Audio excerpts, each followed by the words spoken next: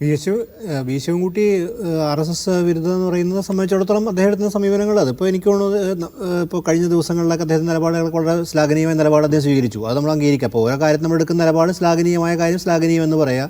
പക്ഷേ ഈ വിഷയത്തിൽ അദ്ദേഹത്തിന് ഇപ്പോൾ ഒരു ഒറ്റയ്ക്കുള്ള തീരുമാനമായിരിക്കില്ലോ. ഇപ്പോൾ ഒരു CPM-ൻ്റെ ഔദ്യോഗികമായ തീരുമാനമില്ലാതെ ഒരു വിദ്യാഭ്യാസത്തിൽ സ്വമേധയാ തീരുമാനിക്കുന്നത് നമുക്ക് വിചാരിക്കാൻ പറ്റില്ല. അതുപോലെ മുഖ്യമന്ത്രിയുടെ അഭിപ്രായം അതിൻ്റെ പുറത്തിൽ മുഖ്യമന്ത്രിയുടെ മുദ്രയില്ലാത്ത ഒരു കാര്യവും ഈ സംസ്ഥാന സർക്കാരോ CPM നടപ്പാക്കുന്നില്ല. അപ്പോൾ ആ നിലയിൽ നിങ്ങൾ വേറെ കാര്യം അജിം ശ്രദ്ധിച്ചിട്ടുണ്ടാവും. ഈ അടുത്ത കാലത്ത് കേന്ദ്ര ആഭ്യന്തരമന്ത്രി അമിത്ഷായെ കണ്ട സമയത്ത് കേന്ദ്ര ആഭ്യന്തര വകുപ്പിൻ്റെ ദൃഷ്ടിയിൽ കേരളത്തിൽ മാവോയിസ്റ്റുകളില്ല. നമ്മുടെ മുഖ്യമന്ത്രിയാണ് അദ്ദേഹത്തോട് പറയുന്നത് കേരളത്തിൽ മാവോയിസ്റ്റുകൾ ഉൾപ്പെടെ ഇതിൽ എന്താ ഒഴിവാക്കിയെന്ന് ചോദിച്ച വാർത്ത ഞാൻ കണ്ടിരുന്നു. അതെന്തെങ്കിലും ഈ കേന്ദ്ര ഫണ്ട് കിട്ടാനാണോ അല്ല ഇപ്പോൾ കാര്യം എൻകൗണ്ടറായിട്ട് വലിയ തോതിൽ നടക്കേണ്ട കാര്യം ഒരു ഭാഗത്ത് നമ്മൾ ആലോചിക്കേണ്ട കാര്യം CPM അല്ല.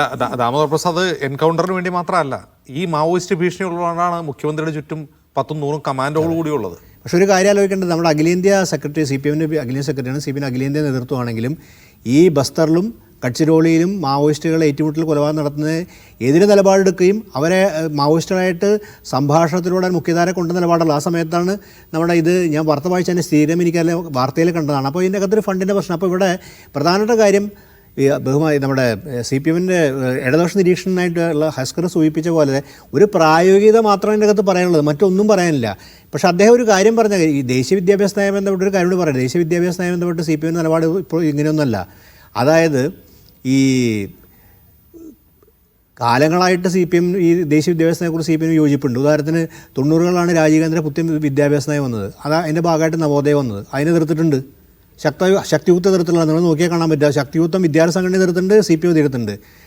DPP ഈ ഇടതുപക്ഷ കോൺസ്റ്റിറ്റ്യുവൻസിൻ്റെ അകത്ത് അതായത് വിശാലമായ ഇടതുപക്ഷ രാഷ്ട്രീയത്തിൻ്റെ അകത്തുള്ള വലിയ തർക്കച്ചിട്ടുണ്ടെങ്കിൽ 96 DPP സംസ്ഥാന സർക്കാർ നടപ്പാക്കാൻ വേൾഡ് ബാങ്ക് പ്രോജക്റ്റ് നിലയ്ക്കുള്ളതാണ്.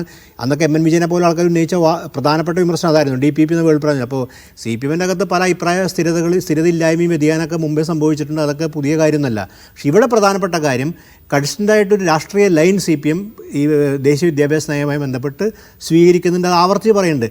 ചില പോസ്റ്റ് നടപടി എടുത്തിട്ടുണ്ട്, ഇല്ലയെന്ന് നമ്മൾ പറയാൻ പറ്റില്ല. നമുക്ക് എല്ലാത്തെയും കണ്ണടച്ച് ആക്ഷേപിക്കേണ്ട ആവശ്യമില്ല. അതേസമയം തന്നെ ഈ കാര്യത്തിൽ നമ്മുടെ അവ്യക്തത എന്ന് പറയുന്നത് അത് ഇപ്പോൾ ഹസ്കർ വളരെ നന്നായി വിശദീകരിച്ചു. അതൊരു പ്രായോഗിക തലത്തിൽ വിശദീകരിച്ചു. പക്ഷേ എന്തുകൊണ്ട് നിങ്ങളുടെ ഔദ്യോഗിക നേതൃത്വം CPM അദ്ദേഹം നമ്മളെയാണ് കൺവിൻസ് ചെയ്യാൻ ശ്രമിക്കുന്നത്. പക്ഷേ CPM-ന് ഔദ്യോഗിക നേതൃത്വം ഉണ്ടല്ലോ. ആ ഔദ്യോഗിക നേതൃത്വം ഏറ്റവും പ്രധാനപ്പെട്ട ഘടകകക്ഷിയെ മനസ്സിലാക്കി കൊടുക്കാൻ സാധിക്കില്ല. അപ്പോൾ അവിടെ വിയോജിപ്പ് നിലനിൽക്കുന്നുണ്ട്. മാത്രമല്ല അഖിലേന്ത്യാ സെക്രട്ടറി കൺവിൻസ്ഡ് അല്ല എന്നാണ് അദ്ദേഹത്തിൻ്റെ അഭിപ്രായ നിരീക്ഷണങ്ങൾ മനസ്സിലാക്കുന്നത്. അപ്പോൾ കൺവിൻസ്ഡ് അല്ലാത്ത കാര്യം എന്തുകൊണ്ടാണ് അവർ കൺവിൻസ്ഡ് അല്ലാത്തത്? പ്രത്യയശാസ്ത്രപരമായിട്ട് ഐഡിയോളജികളുടെ ഡിഫറൻസും ഇതിനെക്കുറിച്ചുള്ള വ്യക്തതയില്ലായ്മ തന്നെയാണ്. അപ്പോൾ വെറും പ്രായോഗിക അടിസ്ഥാനത്തിൽ മാത്രമാണെങ്കിൽ അത് അവരും കൂടി കൺവിൻസ്ഡ് ആവണ്ടല്ലോ. അപ്പോൾ അവർ കൺവിൻസ്ഡ് അല്ല.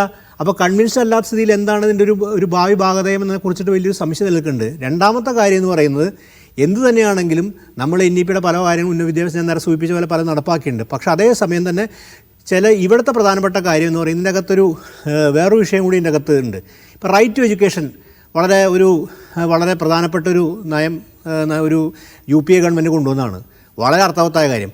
അതിൽ നിന്ന് NEP വ്യതിയാനം സംഭവിക്കുന്ന കുറിച്ച് പല ആൾക്കാരും ആശങ്ക ഉന്നയിച്ചു. പ്രത്യേകിച്ച് PM ശ്രീപദേവൻ മറ്റ് വിമർശനങ്ങൾ കാണാൻ പറ്റും. കേരളത്തിൻ്റെ LDF-ൻ്റെയും എല്ലാം നിലപാടിൽ അതും പിന്നെ പ്രധാനപ്പെട്ട നിലപാട് അതാണ്.